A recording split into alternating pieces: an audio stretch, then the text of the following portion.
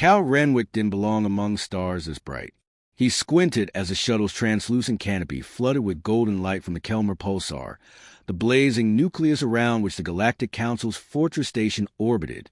He scratched the stubble on his jaw and watched the structure grow in his viewport, a spiraling crown of black glass and iridescent alloys, like a serpent coiled in ceremony.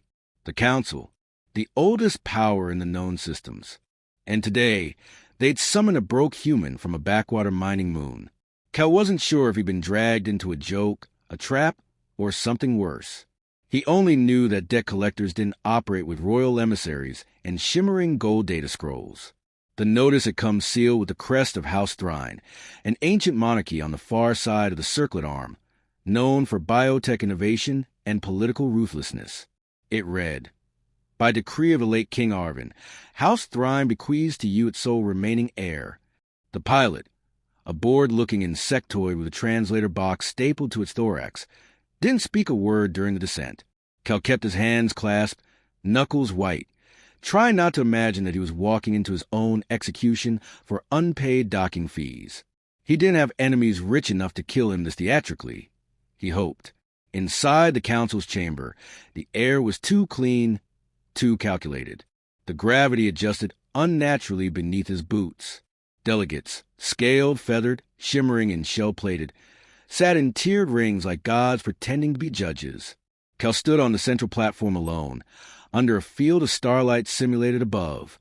A booming voice, filtered through at least 3 layers of ceremonial language, announced, "The Council recognizes Cal Renwick, Terran citizen, beneficiary of House Thrine." A ripple of amused murmurs circled the chamber. Cal cleared his throat. Present. Laughter, soft and scornful. The Mardican delegate, a gelatinous cone of shifting color, burbled something that translated to, "The king's final prank is well played." A silver-skinned Thrinian noble floated down from her council perch, robes whispering against the floor. "As decreed," she said, "you are named the inheritor of Princess Alera, first of her name, last of the bloodline of Arvin the Bold." Cal blinked. "Inheritor of a person?" "The final living asset of House Thrine," she confirmed, voice attached. "She is yours by name, contract, and binding accord." "Wait." Cal stepped back. "You're giving me a princess?" More chuckles. Some openly laughed now. "She is not a reward," the Thrinian clarified. "She is a legacy, one that none would keep, and now one that you must." Cal's spine chilled. "Why me?" "Because you are no one," she said simply, "and no one can disrupt the balance we have built, take her, or offend the will of a royal bloodline recognized by this council. Your refusal would be seen." The silence that followed was sharper than threat. Cal looked up at the 1,000 alien faces. He wasn't just being offered a strange inheritance. He was being cornered into it. He'd heard of Zalera before, whispers in taverns, mentions in old news bursts. A war-born royal who vanished years ago. Rumor said she had been too dangerous to keep, too valuable to destroy. And now, they were handing her to a human, with a cargo hauler and 2 functioning socks. Cal weighed his options. Refuse and risk diplomatic hell. Accept and risk something worse. But if the entire Galactic Council wanted this off their hands badly enough to hand it to him, that meant there was power in it. And Cal had never been more broke or more intrigued. He gave a slow, sarcastic bow. "Then I accept, with deep honor and zero clue what I'm doing." The Thrinian's expression didn't change. "Coordinates have been sent to your vessel. Retrieve your inheritance at your convenience. She is in stasis. Be aware, once awakened, she is your charge, your challenge, and your consequence." "Great," Cal muttered. "I've always wanted a cursed space princess." As he turned to leave, the chamber behind him erupted into whispers and hisses. One delegate, the reptilian Dravani speaker, murmured, "He'll be dead in a month. 2, if he hides well." Callan looked back. The shuttle lifted him out of the chamber, engines humming like nerves. His hand hovered over the console's data slate. A pulsating icon waited for activation. When he tapped it, the map unfolded, cold stars, orbital signatures, and a blinking location marker just beyond the Thrine system. A derelict science vessel, Lock drift. No comms. No escort. He leaned back in the pilot's seat, breath escaping in a half-laugh. He wasn't sure what he'd just agreed to inherit, but everyone in that chamber seemed certain it would ruin him. That, strangely, made him want it more. His ship angled toward the starlit dark, and Cal set course for the unknown. The derelict vessel hung in orbit like a forgotten god, silhouetted against a dying star. Its hull, once silver and proud, was now pitted and blackened by time and neglect. Cal docked his rust bucket freighter with the grace of a drunk insect, cursing under his breath as magnetic clamps groaned against the airlock. Inside his chest, anticipation thudded unevenly with dread. The ship's interior was a maze of half-lit corridors and cold air. Signs and flowing Thrinian script glowed softly along the walls, and Cal's translator implant whispered vague interpretations: containment, dormant, cognitive lock. The place reeked of science and fear. He followed the guiding pulse on his wrist module until he reached a reinforced chamber flanked by heavy stasis generators. There, she waited, encased in crystalline stasis. Zalera floated like a statue mid-dream. She was tall, humanoid in form, but too symmetrical, too flawless to be fully organic. Her skin shimmered with a faint metallic sheen, her hair a cascade of silver strands suspended in a field of frozen time. Eyes closed, arms crossed, she looked less like a person and more like an artifact. Something built to be displayed, not loved. Cal stood before the stasis pod, hands on hips, unsure whether to laugh or panic. Great. Royal leftovers, he muttered. The control panel offered two options: release or report error. He considered the second longer than he'd admit, then sighed and tapped release. The chamber hissed. Gears spun with ancient reluctance. A cloud of condensation burst outward as the pod cracked open with shudder. Zalera fell forward into his arms with the grace of an uncaged predator. She was heavy, not with weight, but presence. Her eyes snapped open, sharp and violet, scanning the room in an instant. Cal froze, half expecting her to ignite or stab him or announce the end of days. Instead, she stepped back and straightened. "Designation?" she asked, her voice mechanical, accented like an algorithm trying to sound royal. "Cal," he replied, swallowing. "Cal Renwick. You're new, a custodian." Her gaze lingered on him like a targeting system. Species, human. Occupation, undefined. Risk factor, medium. "Hey, medium risk is generous," Cal said, holding up his hands. "Also, I think you're supposed to bow or something. I am your inheritor." She blinked. "The contract is recognized. I am bound to your custody until termination or sovereign override." Cal rubbed his temples. "You know, for someone who just woke up after who knows how many years, you could be a little more, what's the word, grateful? Gratitude is not required. Compliance is." She moved past him, examining the room, fingertips gliding over forgotten consoles. Cal watched her trace her history through the dust. There was no emotion in her face, but her steps were slower now, almost hesitant. "How long was I in stasis?" she asked. Cal checked the readout. 73 years. She paused. "My father is dead, then." "Yeah, and he left you to me. I'm guessing you weren't exactly his favorite." "I was a solution," she said, voice flat. "And then his liability." Cal frowned. "What were you built for, exactly?" Her eyes met his. "Perfection." She said it without pride or malice, only certainty. Cal didn't know what to do with that. He opened his mouth, then closed it again. There was something about her, something restrained, like a storm in containment glass. As they left the chamber, Cal's comm link buzzed with a silent ping. A file had been auto-transferred when he disengaged the stasis lock. He opened it discreetly as they walked, a message from the late King Arvin. The visual was degraded, voice crackling with old guilt.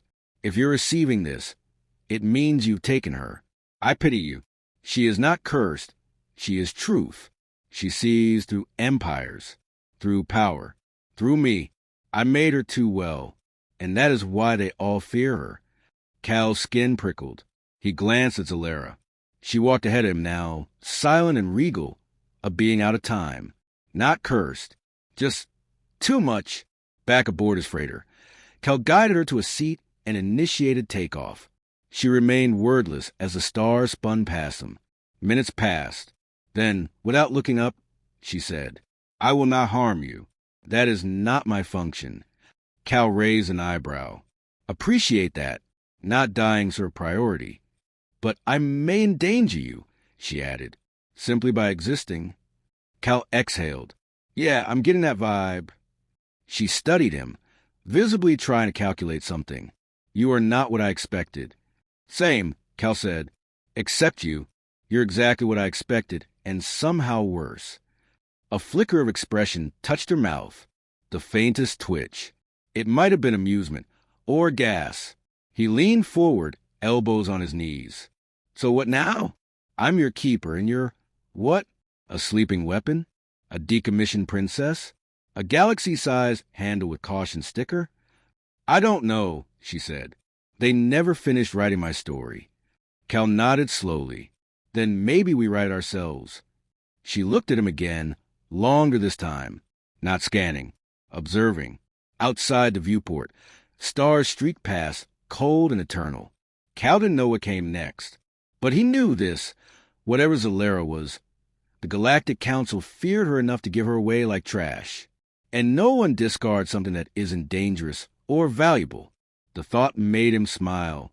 "Let's see what happens when royalty meets rock bottom," he muttered. And beside him, for the first time, Zalera whispered, "Agreed." The moment Zalera's stasis pod disengaged, the Council surveillance systems flagged a priority alert. It pinged through restricted networks, buried behind layers of obfuscated routing and diplomatic firewalls, landing silently in the inboxes of those who had hoped never to hear her name again. Within an hour, old allies whispered warnings and old enemies stirred from dormancy. The princess was awake. Cal didn't know any of this. He was sitting in the pilot's chair of his freighter, chewing on a ration bar that tasted like regret and burnt plastic, watching Zalera sift through the ship's modest databanks with surgical precision. Her fingers hovered inches from the console, movements precise, almost reverent. She never touched anything she didn't mean to change. "You're being tracked," she said suddenly. Cal jolted upright, half choking. "Tracked? By who?" "Not who. What?" she corrected. "A council protocol. Silent pings in the sublight band. They were never meant to be noticed by anyone beneath security clearance Delta 9. Unfortunately for them, I was designed to notice." Cal stood, brushing crumbs off his shirt. "And now that you've noticed, what does that mean for us?" "It means we run," she said. The next 3 systems blurred in a rush of stolen codes, spoof beacons, and last-second jumps. Cal watched, awestruck, as Zalera manipulated ship protocols with elegance and eerie calm. Every world they touched, smuggler moons, abandoned stations, refueling outposts, left her with new data, new insights. She wasn't just avoiding the Council. She was studying them, mapping weaknesses, reconstructing patterns they thought erased. At first, Cal assumed she was preparing for self-defense. But the deeper she looked, the more her silence thickened with purpose. He'd ask what she was finding, and she'd give half-answers. Imbalances, discrepancies, patterns of control dressed as diplomacy. And then one night, while camped in the hull of an asteroid base-turned black market, she told him the truth. "The Council isn't what it claims to be," she said, voice low. "It's not a governing body. It's a containment field. For information, for rebellion, for thought." Cal frowned. "Okay, that sounds big." "They fear transparency," she continued. "That's why they hid me. I wasn't broken. I worked too well. My mind was never built to obey. It was built to understand." Cal leaned back against the bulkhead, watching her like someone who'd stumbled into a church and found it still breathing. "And what do you want now?" Her violet eyes met his. "To show the galaxy what it isn't supposed to see." The words lodged in him. He couldn't say when the change had begun, but Zalera no longer moved like a tool awaiting orders. She moved like a queen rising from exile.